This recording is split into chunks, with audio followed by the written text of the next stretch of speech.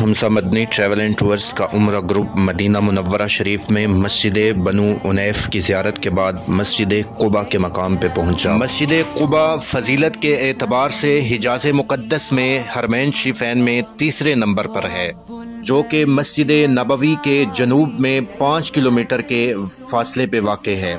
یہ وہ مسجد ہے کہ جس کے بارے میں قرآن مجید فرقان حمید کی سورہ توبہ کی آیت نمبر 108 میں ارشاد باری تعالی ہے، جو مسجد اول روز سے تقوی پہ قائم کی گئی تھی وہی اس کے لیے زیادہ موزوں ہے کہ آپ صلی اللہ علیہ وسلم عبادت کے لیے اس میں قیام فرمائیں۔ اس میں ایسے لوگ ہیں جو پاک رہنا پسند کرتے ہیں اور اللہ کو پاکیزگی اختیار کرنے والے ہی پسند ہیں۔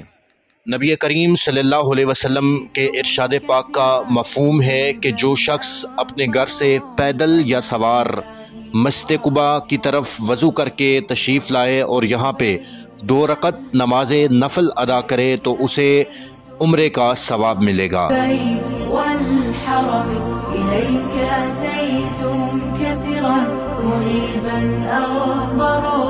مسجد قباء کے مغربی سمت ایک کنواں ہوا کرتا تھا جسے تاریخ میں بیر عریس، بیر خاتم یا بیر نبی کے نام سے جانا جاتا ہے۔ نبی علیہ السلام اپنے دور کے سفارتی آداب کو ملحوظ رکھتے ہوئے مختلف ممالک کے سربراہان کے نام اپنے خطوط پر مہر ثبت فرمایا کرتے۔ اس کے لیے آپ علیہ السلام نے بطور خاص انگوٹھی بنوائی جس پر اللہ محمد رسول کے لفظ کندہ تھے۔ حضور علیہ السلام کے وصال کے بعد یہ انگوٹھی ام المومنین حضرت عائشہ صدیقہ رضی اللہ تعالی عنہ کے سپرد کر دی گئی۔ جب حضرت سیدنا ابو بکر صدیق رضی اللہ تعالی عنہ امیر المؤمنین منتخب ہوئے تو ام المومنین حضرت عائشہ رضی اللہ تعالی عنہ نے یہ انگوٹھی حضرت سیدنا صدیق اکبر رضی اللہ تعالی عنہ کو پیش کر دی۔ امیر المؤمنین سیدنا ابو بکر صدیق رضی اللہ تعالی عنہ کے وصال کے بعد یہ انگوٹھی امیر المومنین سیدنا عمر بن خطاب رضی اللہ تعالیٰ عنہ کو دی گئی۔ حضرت سیدنا عمر بن خطاب رضی اللہ تعالیٰ عنہ نے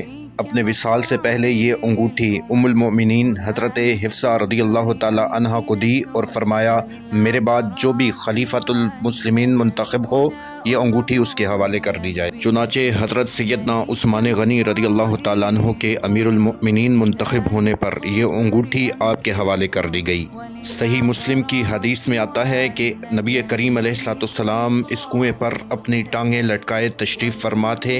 حضرت سیدنا ابو بکر صدیق رضی اللہ تعالیٰ عنہ تشریف لائے تو حضور نے اپنے دائیں طرف انہیں کنویں پہ بٹھا لیا اور پھر حضرت عمر بن خطاب رضی اللہ تعالیٰ عنہ آئے تو وہ بھی حضور علیہ السلام کے بائیں طرف کنویں پہ بیٹھ گئے۔ اتنے میں حضرت سیدنا عثمان غنی رضی اللہ تعالیٰ عنہ تشریف لائے تو حضور علیہ السلام نے انہیں اپنے سامنے والی سمت بیٹھنے کا حکم ارشاد فرمایا۔ اپنے تینوں اصحاب کو اپنے پاس بیٹھا دیکھ کر حضور نے انہیں جنت الفردوس میں اعلیٰ مقام پانے کی بشارت دی۔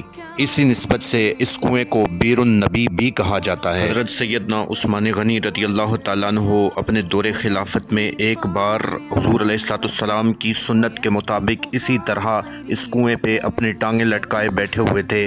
یہ انگوٹھی اپنے ہاتھ میں لے کر اسے دیکھ کر اسی واقعے کے بارے میں سوچ رہے تھے کہ اچانک ہی انگوٹھی آپ کے ہاتھ سے اس کنویں میں جا گری۔ حضرت عثمان غنی رضی اللہ تعالیٰ عنہ نے کنویں کا سارا پانی نکلوایا، مٹی بھی نکلوائی، ریت بھی نکلوائی، اس کو چھنوایا لیکن وہ انگوٹھی نہ مل سکی۔ اس واقعے کے بعد اس کنویں کو بیر الخاتم کے نام سے پکارا جانے لگا۔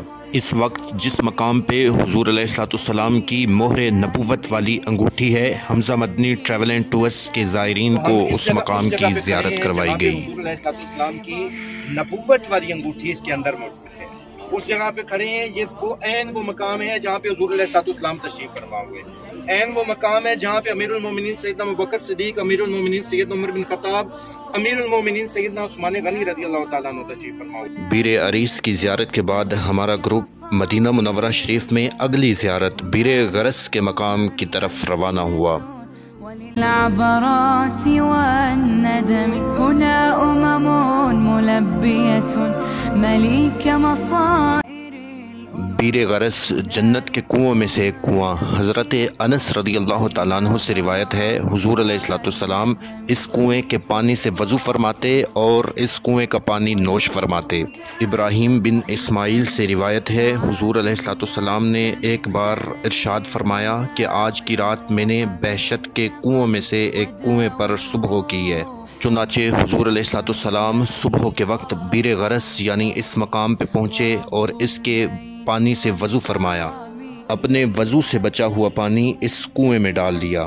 یہیں پر حضور علیہ السلام کو تحفتاً شہد پیش کیا گیا۔ حضور علیہ السلام نے وہ شہد بھی اس کنویں میں ڈال دیا۔ حضور علیہ السلام نے اپنا لعاب مبارک بھی اس کنویں میں ڈالا اور ارشاد فرمایا کہ مجھ کو وصال کے بعد 7 مشکیزیں میرے کنویں یعنی بیر غرس کے پانی سے غسل دینا۔